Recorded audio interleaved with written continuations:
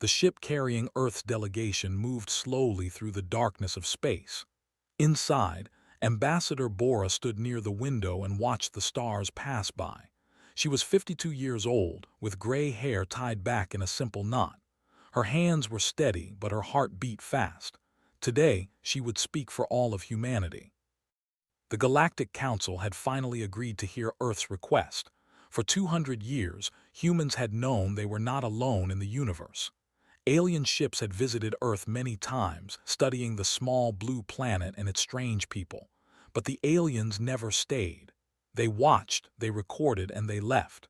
Earth was interesting to them, but not important.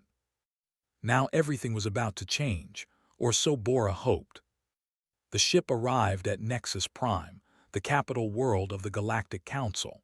Bora had seen pictures of this place, but nothing prepared her for the real thing. The planet was covered in silver towers that reached into the clouds. Flying vehicles moved between buildings like streams of light. Millions of beings from dozens of species lived here together. A young officer named walked up beside her. He was only 25, chosen for this mission because of his sharp mind and calm nature. "Ambassador, we are landing in 10 minutes." Bora nodded without turning from the window. "Are the documents ready?" "Yes, everything is prepared." She finally looked at him. His face was serious, but she could see the excitement in his eyes. He believed this mission would succeed. He believed the Council would welcome Earth into their family of worlds. Bora wished she shared his hope. The landing platform was enormous. Alien officials waited to greet them, their bodies tall and thin with skin that changed colors as they moved. These were one of the oldest species in the Council. Their leader stepped forward and spoke in a language that sounded like wind through leaves. The translation device in Bora's ear converted the words to Korean. "Welcome to Nexus Prime. The Council is ready to hear your request." They walked through long hallways made of some material that glowed softly. Other aliens passed them, some walking on 2 legs, others on 4 or 6. A few floated through the air without any visible support. Each one glanced at the humans with curious eyes. Bora knew what they were thinking. Such small creatures, such a young species. What could they possibly offer? The great chamber was the largest room Bora had ever seen. It was round, with seats rising up in circles like a stadium. Representatives from 30 different species sat in their designated areas. In the center, on a raised platform, stood the High Arbiter. He was ancient, even by alien standards. His body was wrapped in flowing robes, and his eyes glowed with a soft blue light. "The representative from Earth may speak," announced. His voice was neither kind nor unkind. It was simply empty. Bora walked to the center of the chamber. She could feel every eye watching her. Her legs wanted to shake, but she forced them to stay still. She had practiced this speech 1,000 times. She knew every word by heart. "High Arbiter, honored delegates, I come before you as the voice of 8 billion people. Earth is a small world on the edge of explored space. We are young compared to your ancient civilizations. We have only recently learned to travel between stars, but we are not without value." She paused and looked around the chamber. Humanity has survived ice ages, plagues, and wars. We have pulled ourselves up from caves to cities. We are curious, determined, and creative. We ask not for charity, but for partnership. We ask to join the Galactic Council as equals. Silence filled the chamber. Then from the section, someone laughed. It was Delegate Morrows. He was tall and slim, with silver skin that rippled like water. He rose from his seat and spoke in a voice full of amusement. "Equals? You ask to stand beside civilizations that have existed for millions of years. Your species still fights wars over land and resources. You have no shields to protect your world. You have no weapons to defend your ships. You are children playing at being adults." Bora kept her face calm.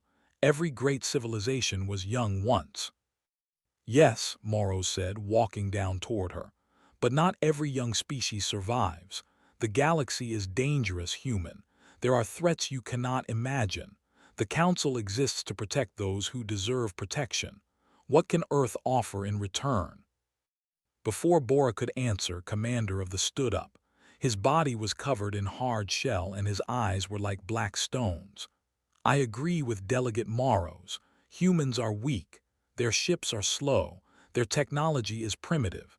Accepting them would waste Council resources. More voices joined in. One by one, delegates from different species spoke against Earth.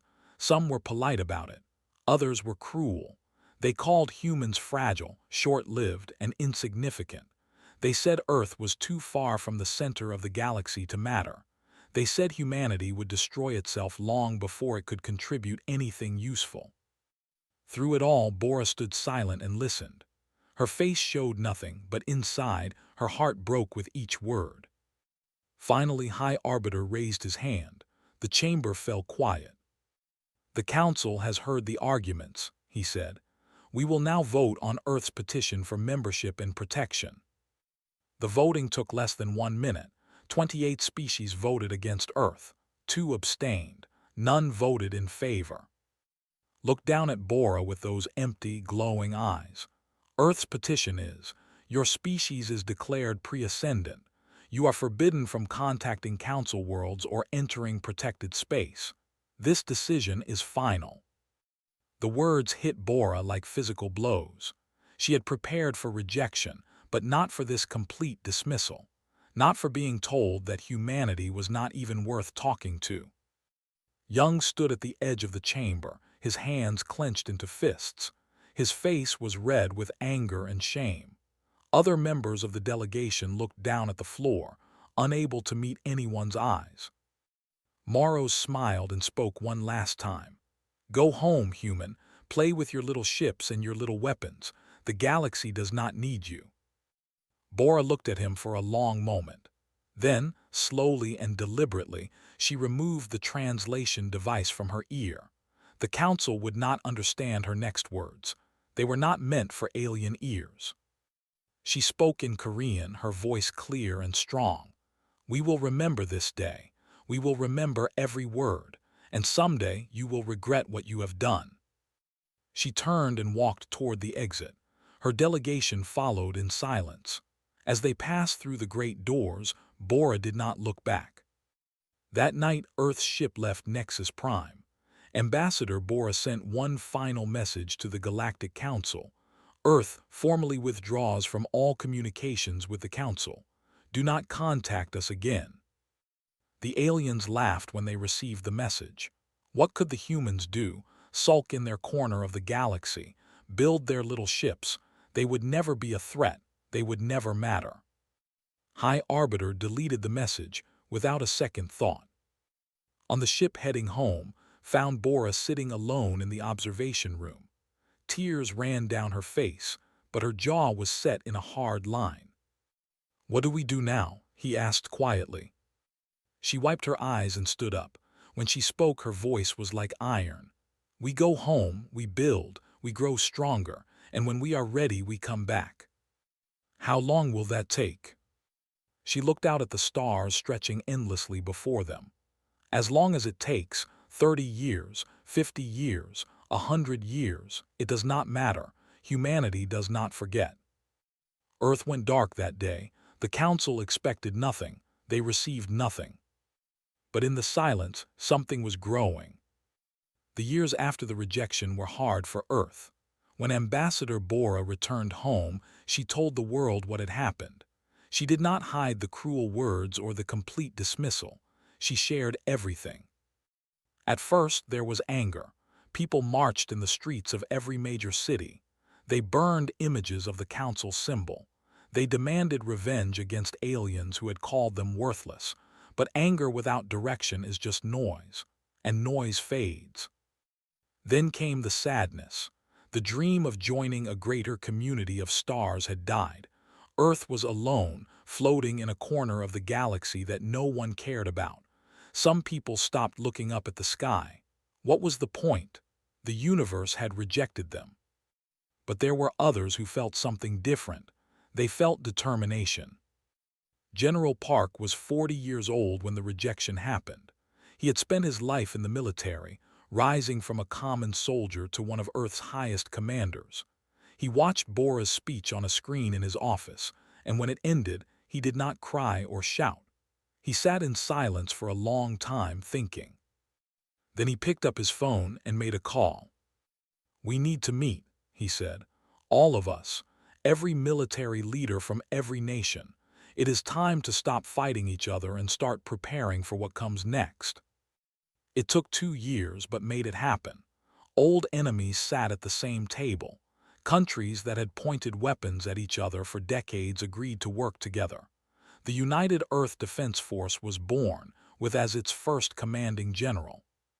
Meanwhile, on the other side of the world, a young scientist named Han was making discoveries that would change everything. Was only 28 when the Council rejected Earth. She worked at a research station in the Pacific Ocean, studying ancient rock formations on the ocean floor. One day, her team found something that was not rock at all. It was buried 3 kilometers beneath the surface, hidden for millions of years. A ship, not a human ship, something older and stranger than anything humanity had ever seen. The discovery was kept secret. Only a small group of scientists and government officials knew about it. They called it the relic. Spent the next 5 years studying the relic. Its technology was beyond anything on Earth, beyond even what the Council species possessed. The ship had belonged to the progenitors, an ancient race that had disappeared 1 million years ago. No one knew what happened to them. They left behind only scattered ruins and legends. But they also left behind their knowledge, stored in crystals that glowed with soft light. Learn to read these crystals. Slowly, carefully, she began to understand. The progenitors had built weapons that could tear apart stars. They had developed shields that could stop any attack. Their engines could cross the galaxy in hours instead of years, and all of this knowledge was waiting to be used. "This changes everything," told General during a secret meeting. "With this technology, we can build a fleet that no one in the galaxy can match." Studied the reports she had brought. His face was calm, but his eyes burned with intensity. "How long?" 20 years, maybe 25. We need to build the factories, train the workers, and test everything carefully. We cannot rush this. Then we have work to do. Project Phoenix was born that day. It was the largest secret project in human history. Thousands of people worked on it, but they were scattered across the globe and in hidden space stations. No single person knew the whole plan. Only a small council of leaders understood what was being built. The first challenge was energy. Progenitor technology required more power than Earth could produce. Design new reactors based on the crystal data, machines that could draw energy from the fabric of space itself. The first reactor came online in year 7. By year 12, there were 50 of them, hidden in deep underground facilities. The second challenge was materials. Human metals were too weak for progenitor designs. New alloys had to be invented, substances that had never existed on Earth before. Factories worked day and night, producing sheets of silver-black metal that seemed to absorb light. The third challenge was people. Earth needed soldiers, pilots, engineers, and commanders. They needed an entire generation trained for war in space. This is where entered the story. Was 8 years old when the Council rejected Earth.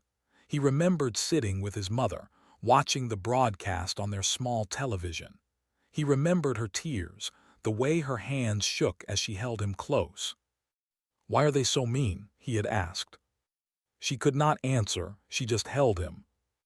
That night, Young made a promise to himself. Someday, he would make the aliens pay. Someday, he would show them that humanity was worth something. He joined the military the day he turned 18. He was quiet, serious, and utterly dedicated. His instructors noticed him immediately.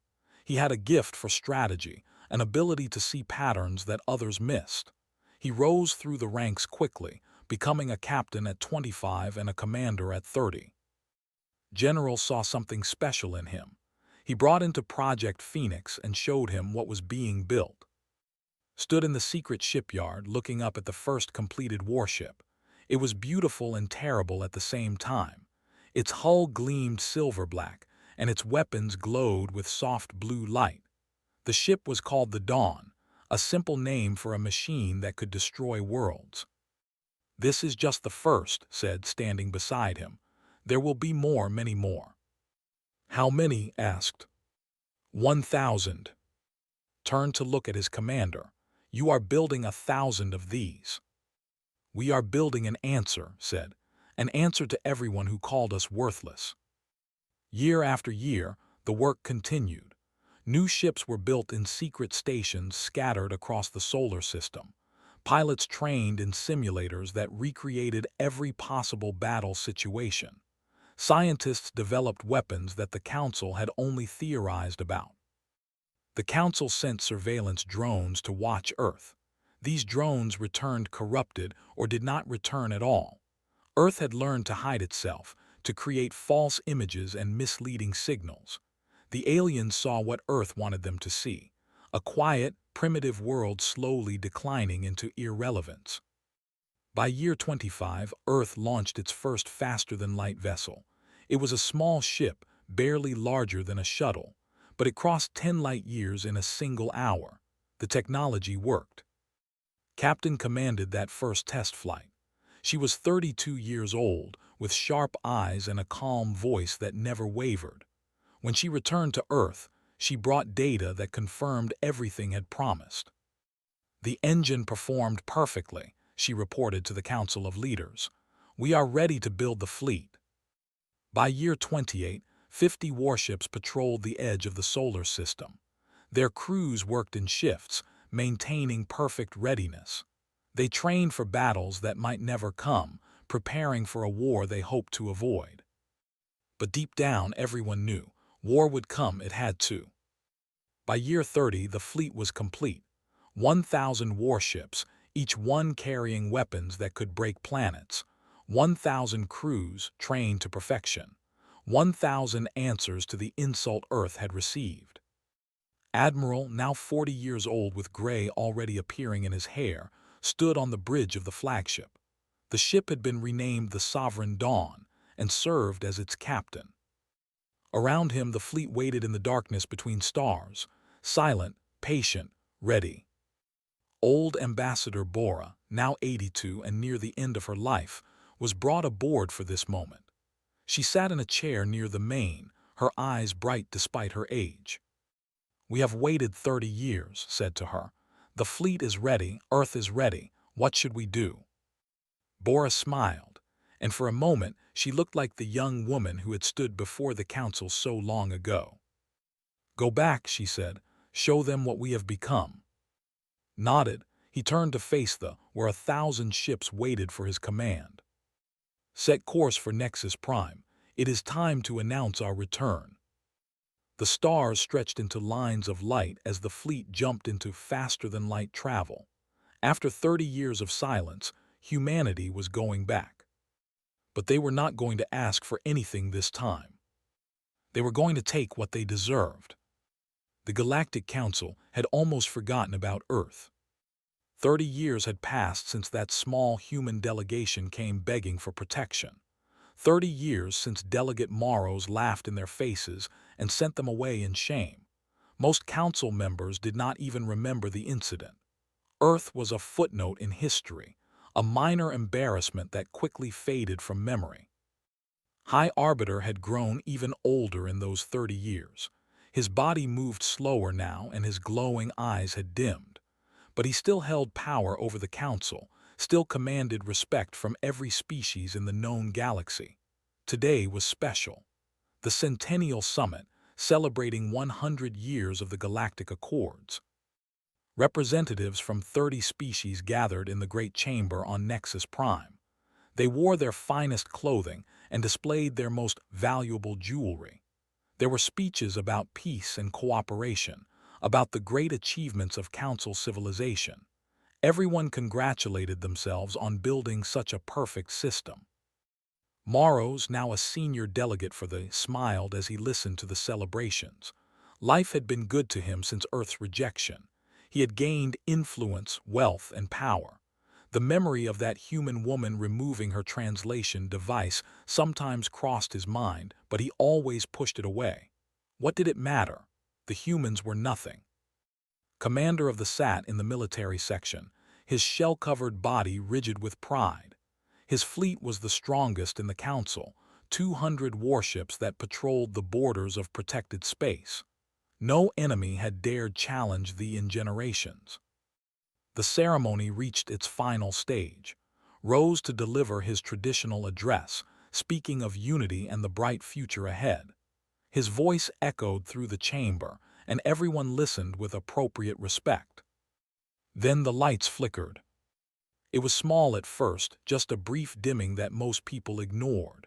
But then it happened again, stronger this time. The main screens behind suddenly went dark, replaced by static. A young officer ran into the chamber, his face pale with fear.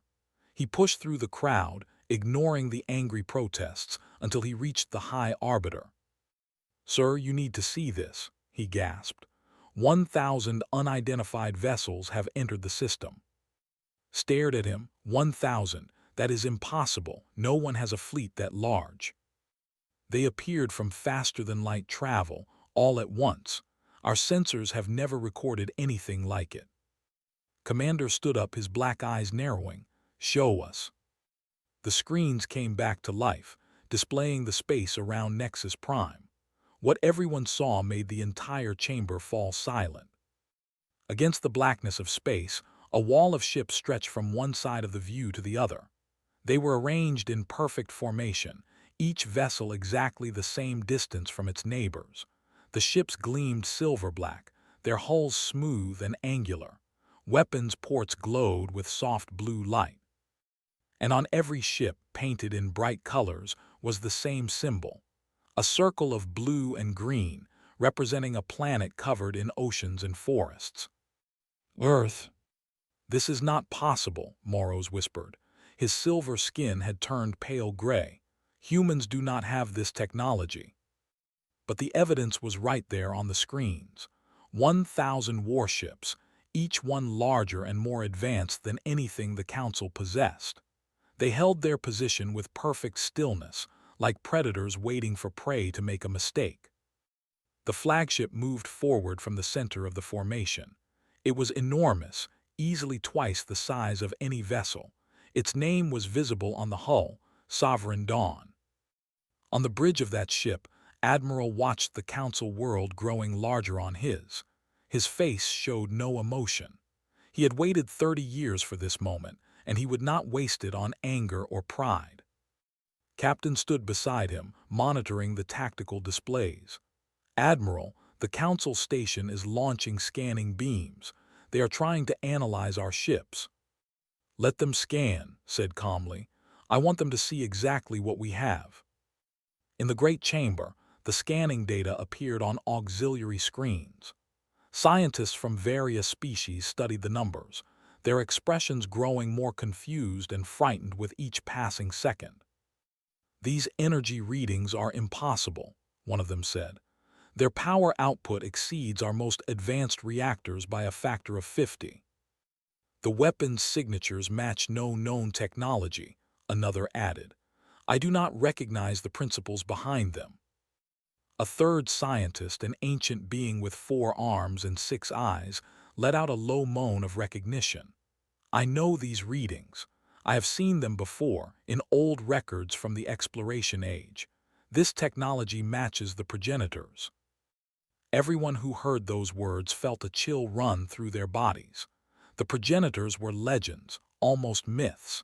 An ancient race that had ruled the galaxy 1,000,000 years ago before vanishing without explanation. Their technology had never been replicated, their secrets never understood. Until now. Commander grabbed the scientist. "You are saying humans found progenitor technology and learned to use it." "I am saying what the data shows. These ships should not exist, but they do." On the Sovereign Dawn, Lieutenant monitored the communication channels. He was no longer the young officer who had traveled to Nexus Prime 30 years ago. His hair was gray now, and lines marked his face, but his eyes still held the same fire. "Admiral, we are detecting panic on all Council frequencies. They are trying to coordinate a response, but no one is listening to anyone else." Nodded slightly. "Good. Open a channel to the Council chamber. All frequencies maximum broadcast." His hands moved across his console. "Channel open, sir." Admiral straightened his uniform and faced the main. He knew his image was now appearing on every display in the Great Chamber, on every ship in the system, on every screen across Nexus Prime. He took a breath and spoke. "I am Admiral of the United Earth Fleet. 30 years ago, humanity came to this place asking for recognition and respect. We were called insects. We were called children. We were told to go home and play with our little ships." He paused, letting the words sink in. "We went home, we built our ships. They are not little anymore." In the Great Chamber, no one moved. No one spoke. They simply stared at the face on the screen, at the calm eyes and the iron voice. "Humanity did not return to beg," continued. "We did not return to plead for protection. We returned to deliver a message that the galaxy will never forget." He stepped closer to the screen, his voice dropping to something barely above a whisper. "We remember. We remember every word you spoke, every insult you delivered, every laugh at our expense. We remember the day you told us we were worthless. And now we stand before you with 1,000 ships, each one carrying weapons you cannot match and shields you cannot break." Old Ambassador Bora appeared beside him, supported by his arm. Her body was frail, but her eyes burned with fierce satisfaction. "You told us the galaxy did not need us," she said. "You were wrong." On the screens, Delegate Morrow stood frozen. His silver skin rippled with fear, and his legs seemed unable to support him. He looked at the face of the old woman and finally recognized her. The same woman who had stood before the Council 30 years ago. The same woman who had removed her translation device and spoken words he could not understand. Now he understood. Now he knew what those words had meant. "We will remember." High Arbiter gripped the edge of his platform. His ancient heart beat faster than it had in centuries. "What do you want?" he demanded. "Why have you come here?" Smiled, and there was no warmth in it. "That is a much better question than anything you asked 30 years ago. We will discuss our terms shortly. But first, I suggest you recall your fleets. Commander's ships are 3 systems away. They are too far to help you." "How do you know where my fleet is?" demanded. "We know everything," said simply. "We have been watching you for decades, preparing for this moment. Nothing that happens in this galaxy is hidden from us anymore." He turned slightly, looking at something off-screen. When he looked back, his expression had hardened. "My communications officer tells me your fleet is already moving toward Nexus Prime. I strongly suggest you order them to stop. The next time we meet, I want it to be with words, not weapons." He paused one final time. "We did not come to destroy you, but make no mistake. If you force us to fight, we will show you what 30 years of preparation looks like, and you will not enjoy the lesson." The screen went dark. In the Great Chamber, chaos finally erupted. Delegates shouted at each other. Officers ran in all directions. Commander screamed orders into his communication device, demanding his fleet increase speed. But above all the noise, one voice kept repeating the same words, over and over. Morrow sat in his chair, his silver skin now almost white with terror. He stared at the empty screen where the human admiral had been. "They remember," he whispered. "They remember everything." Outside, in the darkness of space, 1,000 human warships held their position, silent, waiting, ready. The galaxy would never be the same. The hours after humanity's arrival were filled with chaos. Council representatives argued and screamed at each other. Some demanded immediate surrender. Others called for total war. Many simply stood in shock, unable to process what they had witnessed. High Arbiter tried to restore order, but his voice was lost in the noise. For the first time in his long life, he had no idea what to do. The careful balance of power that had defined the council for centuries had been shattered in a single moment. Delegate Morrows had recovered some of his composure. He stood before the council, his silver skin still pale but his voice steady. "We cannot negotiate with these humans," he declared. "They are barbarians who have somehow stolen technology they do not deserve. If we show weakness now, every primitive species in the galaxy will think they can threaten us." Commander stepped forward. "My fleet will arrive in 6 hours. 200 warships, fully armed and ready for battle. We can destroy the human fleet and end this threat forever." A scientist from the delegation raised her hand. "Commander, with respect, our analysis shows their ships are far more advanced than ours. A direct attack would be suicide." "Analysis can be wrong," snapped. "Humans are weak. They have always been weak. This display of force is a trick, nothing more." On the Sovereign Dawn, Admiral watched the council debates through intercepted communications. His officers had broken every encryption the aliens used. Nothing was secret from the human fleet. "They are still arguing about whether to fight or surrender," Lieutenant reported. "Commander is pushing hard for battle." Captain shook her head. "He has no idea what he is dealing with."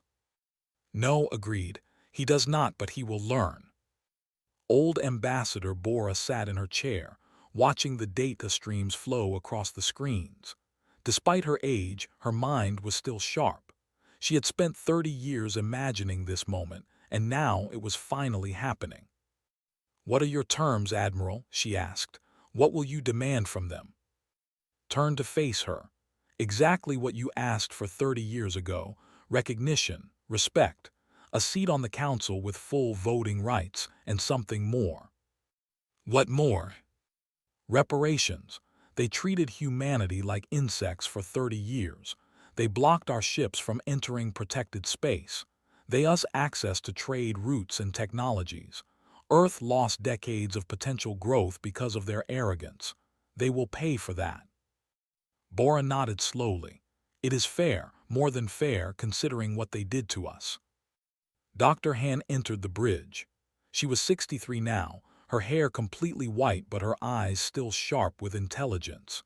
She had spent her life unlocking the secrets of the progenitors, and her work had made everything possible.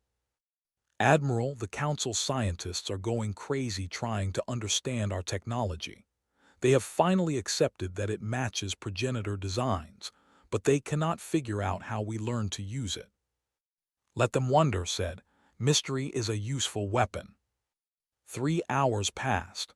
The council debates continued without resolution. Finally, High Arbiter made a decision. He would speak directly with the human commander and hear their demands. A secure channel was opened between the council chamber and the Sovereign Dawn. Appeared on the great screens once again, his face calm and patient. "High Arbiter," he said, "have you reached a decision?" Stepped forward, his ancient body trembling slightly. "Admiral, the Council is prepared to discuss terms for a peaceful resolution to this situation." "Good, then listen carefully." Transmitted a document to the Council systems. It appeared on every screen in the chamber, its contents clear and detailed. "These are our demands. First, Earth will receive immediate recognition as a sovereign power with full rights under the Galactic Accords. Second, Earth will be given 3 permanent seats on the Council with full voting authority. Third, the Council will pay reparations equal to 10% of their combined annual revenue for the next 50 years to compensate for the economic damage caused by our isolation." Gasps echoed through the chamber. 10% of council revenue was an astronomical sum, more wealth than most species saw in a century. Morrows jumped to his feet. "This is extortion. You cannot demand such terms." "I am not demanding anything," replied calmly. "I am offering you a choice. Accept these terms and we leave peacefully. Reject them and we stay, your choice." "And if we choose to fight?" demanded. His expression did not change. Then you will lose badly. You do not know that. Actually, I do. My officers have analyzed your fleet capabilities. 200 ships against 1,000 human warships. Our weapons can destroy your shields in a single shot. Your weapons cannot even scratch our hulls. The battle would last approximately 15 minutes. When it ends, you will have no fleet and we will still have 1,000 ships. He paused, letting the words settle over the chamber. I do not want that. Despite what you may think, humanity did not come here for revenge. We came here to take our place among the stars. We would prefer to do that peacefully, but we will not accept anything less than what we deserve. Studied the document carefully. His ancient mind calculated the costs, the risks, the possibilities. The terms were harsh, but they were not impossible. If the Council paid the reparations and accepted Earth as a member, they could survive this crisis. But if they fought and lost, everything would end. The Council needs time to deliberate, said finally. You have 1 hour, replied. After that, our position may change. The channel closed. Immediately, the chamber erupted into arguments again. Some delegates wanted to accept the terms. The reparations were painful, but they were survivable. Peace with humanity would eventually benefit everyone. Better to have humans as partners than enemies. Others refused to even consider surrender. Morrows led this group, his voice rising above the others. We cannot bow to these threats. If we give in now, we prove that might makes right. The Council was built on principles of cooperation and mutual respect. We cannot abandon those principles because some primitive species built a few weapons. A few weapons, another delegate shouted. They have 1,000 warships, the largest fleet in the galaxy. They have technology we cannot even understand. Then we find a way to understand it, Morrows insisted. We buy time. We pretend to negotiate while our scientists study their ships. We find their weaknesses and exploit them. Commander nodded in agreement. My fleet will arrive in 3 hours. Once they are in position, we can make a stand. The humans are bluffing. They have to be. No species rises from nothing to this level of power in just 30 years. But the humans were not bluffing. On the Sovereign Dawn, General Park appeared via holographic projection. He was 90 years old now, his body weak but his mind still sharp. He had retired from active command years ago, but he remained an advisor to the fleet. Admiral, he said, intelligence reports indicate Commander is not going to stand down. He believes he can defeat us. I know, said. I have read his psychological profile. He is proud, stubborn, and completely convinced of superiority. He will attack regardless of what the Council decides. Then we need to be ready. Lieutenant looked up from his console. Admiral, if they attack first, we can claim self-defense. The other Council species might not support them.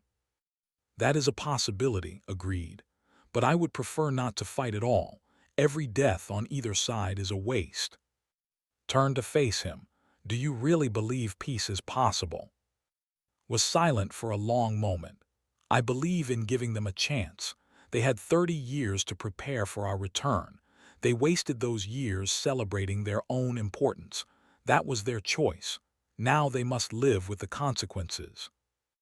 On Nexus Prime, the Council vote was approaching. Called for a final decision. Accept Earth's terms or prepare for war. 22 species voted to accept. They were frightened, but they understood the reality of the situation. Fighting humanity would only lead to destruction. 8 species voted to reject. The and 6 others refused to surrender to what they called human aggression. The vote was enough to accept the terms, but Morrows had one more move to make. The acceptance requires unanimous consent, he announced.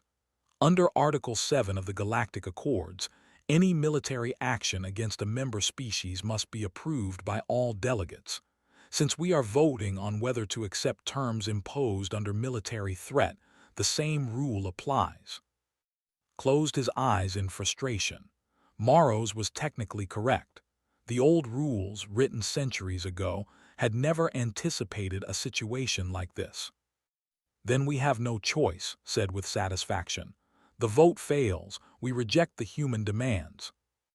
The channel to the Sovereign Dawn opened again. His face appeared on the screens, and this time there was something cold in his eyes. "High Arbiter, your time has expired. What is your decision?" Hesitated. He looked at Morrow's, at the delegates who had voted for peace.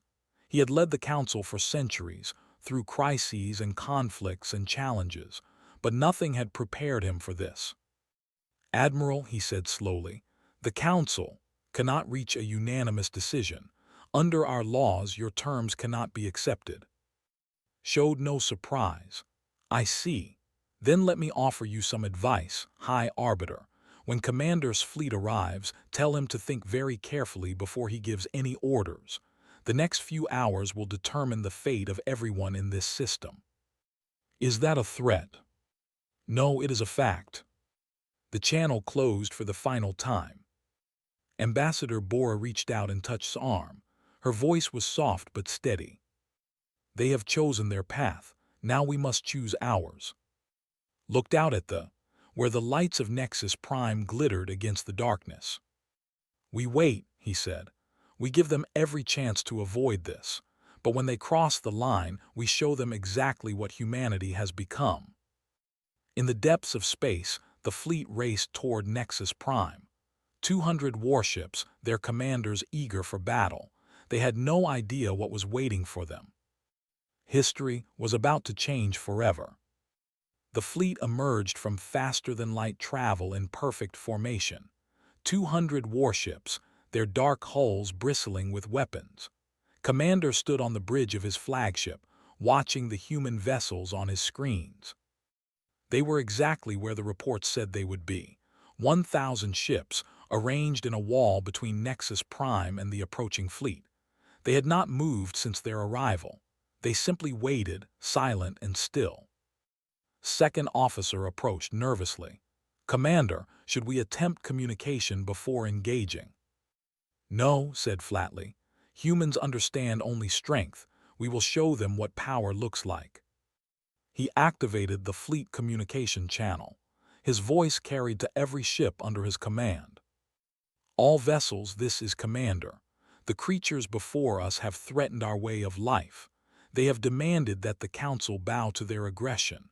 Today, we teach them that the bow to no one." A chorus of agreement came back from his captains. They were eager for battle, convinced of their superiority. None of them truly believed the humans could match military might. On the Sovereign Dawn, Admiral watched the approaching fleet calmly. His officers worked at their stations, preparing for the battle that now seemed unavoidable. "Admiral, they are accelerating. They will be in weapons range in 20 minutes. Captain looked at him. "Your orders." Did not answer immediately. He stood in silence, thinking about the path that had led to this moment. 30 years of work, 30 years of sacrifice, all building toward a battle he had hoped to avoid. But some things could not be avoided. Some lessons could only be taught through pain. "Launch fighter squadrons," he said finally. "All ships activate defensive shields, weapons to stand by." Throughout the human fleet, activity exploded. Hangar doors opened, and small fighter craft poured into space. 300 single-pilot vessels formed a protective screen in front of the larger warships. Each fighter carried weapons that could pierce armor like paper. Lieutenant led one of the squadrons. At 60 years old, he should have been too old for combat flying. But he had trained his entire life for this moment, and nothing would keep him from participating. "All pilots maintain formation," he broadcast. "Remember your training, stay focused. We have waited 30 years for this." The fleet continued its approach. Watched the human fighters with contempt. Such small craft, he thought. They would be destroyed in the first wave of fire. "All weapons prepare to engage," he ordered. "Target the fighter screen first. Once they are eliminated, we will focus on the larger vessels." His weapons officer hesitated. "Commander, our sensors are having difficulty locking onto the human ships. Their shields are producing some kind of interference." "Then switch to manual targeting. I do not care about technical problems, just destroy them." The first shots of the battle came from the fleet. Bright beams of energy lanced across space, aimed at the human fighters. But something strange happened. The beams curved away from their targets, deflected by forces they could not see. "What is happening?" demanded. "Their fighters have shields, Commander. Active deflection shields. We have never seen this technology before." Shell-covered face twisted with frustration. "Increase power to weapons. Overwhelm their shields." More beams fired, more energy poured toward the human formation. Some shots came close, but none connected. The fighters danced through space, avoiding the attacks with precision that seemed almost supernatural. On the Sovereign Dawn, Dr. Hand monitored the battle from the science station. "Their weapons are based on particle acceleration, exactly as we predicted. Our shields are dispersing the energy before it can do any damage." "How long can our shields hold?" asked. "Indefinitely at these power levels. Their weapons cannot hurt us." Nodded slowly, then he made his decision. "All ships open fire. Disable their vessels if possible. Destroy only if necessary." The human fleet responded as one. 1,000 warships activated their weapons simultaneously. Beams of blue light, brighter than any star, reached across the void toward the formation. The first ship simply disappeared. One moment it existed, the next it was gone, torn apart at the molecular level by weapons technology the aliens could not comprehend. Then another ship vanished, and another, and another. Commander watched in horror as his fleet died around him. Ships he had commanded for decades, crews he had known for years, all erased in heartbeats. "Return fire," he screamed. "Concentrate all weapons on their flagship." Every surviving ship focused its fire on the Sovereign Dawn. Beams of energy converged on the massive human vessel from every direction. The space around the ship blazed with light. When the light faded, the Sovereign Dawn remained untouched. Its shields glowed softly, absorbing the energy without strain. On the bridge actually laughed. "That was their best shot, I barely noticed." Did not share her amusement. He watched the destruction on his screens, each vanishing ship representing lives lost. Alien lives, yes, enemies perhaps, but still lives. "Signal the flagship," he ordered. "Open a channel to Commander." Worked his console. "Channel open, Admiral." Spoke clearly and calmly. "Commander, you have lost 40 ships in 3 minutes. Your weapons cannot hurt us. Your shields cannot stop us. If you continue this fight, you will lose everything. Surrender now, and no more of your people need to die." His face appeared on the screen. His black eyes were wild with rage and fear. His voice cracked as he spoke. "Never, do not surrender to inferior species." "Then you will die here. Is your pride worth more than the lives of your crews?" Hesitated. For just a moment, something like doubt crossed his face. Then his expression hardened again. "All ships continue the attack. Fight to the last vessel." Sighed, "So be it." The human fleet resumed firing. Now, however, the shots were more precise. Instead of destroying ships completely, the weapons targeted specific systems. Engines were disabled. Weapon arrays were melted. Communication towers were vaporized. Within 10 minutes, the fleet was crippled. 160 ships drifted as wreckage. The remaining 40 limped in space, unable to fight or flee. His flagship was among the survivors, but barely. Half his crew was dead. His weapons were gone. His engines sputtered weakly. "Commander," his second officer said weakly, "what do we do?" Did not answer. He simply stared at where the human fleet waited in perfect formation. Not a single human ship had been damaged. Not one. On the Sovereign Dawn, surveyed the battlefield. The battle had lasted 11 minutes. 11 minutes to destroy the most powerful fleet in the Galactic Council. Casualties? He asked. None, sir, reported. All ships report no damage, all fighters returning safely. General Park's hologram flickered on the bridge. Despite his age, he was smiling. Admiral, you have just won the fastest major naval battle in recorded history.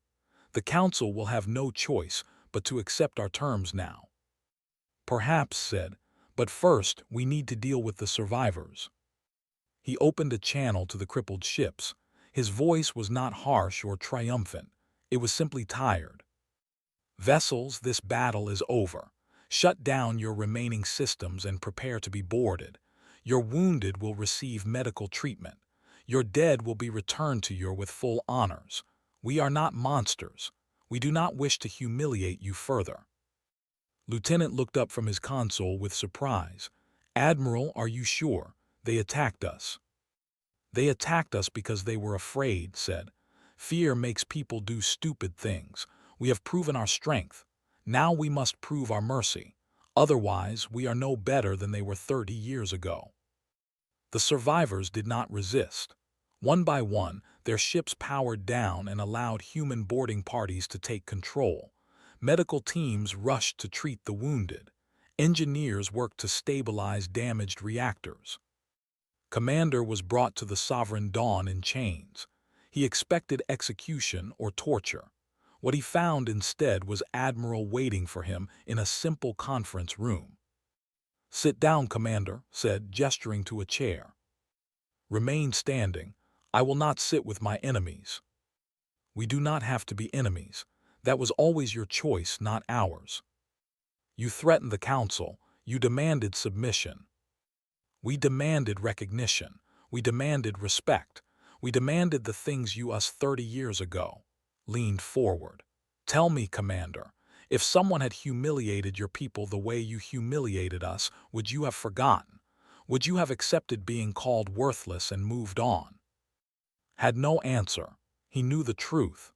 If any species had treated that way, his people would have sought revenge for centuries. We are not asking you to bow to us, continued. We are asking you to treat us as equals. That is all we ever wanted. In the Great Chamber on Nexus Prime, the Council watched the battle's conclusion on their screens. 22 species who had voted for peace felt relief. They had been right. Fighting humanity was suicide. Delegate Morrows sat in silence, his silver skin gray with shock. Everything he believed had been proven wrong. The humans were not bluffing. They were not primitives with stolen technology. They were a force that could reshape the galaxy. High Arbiter called for attention. His voice was weary but steady. The Council will now vote again on Earth's terms. In light of recent events, I call for unanimous acceptance. This time no one objected. The vote was quick and total. Earth's demands were accepted in full. On the Sovereign Dawn, Ambassador Bora heard the news with tears in her eyes.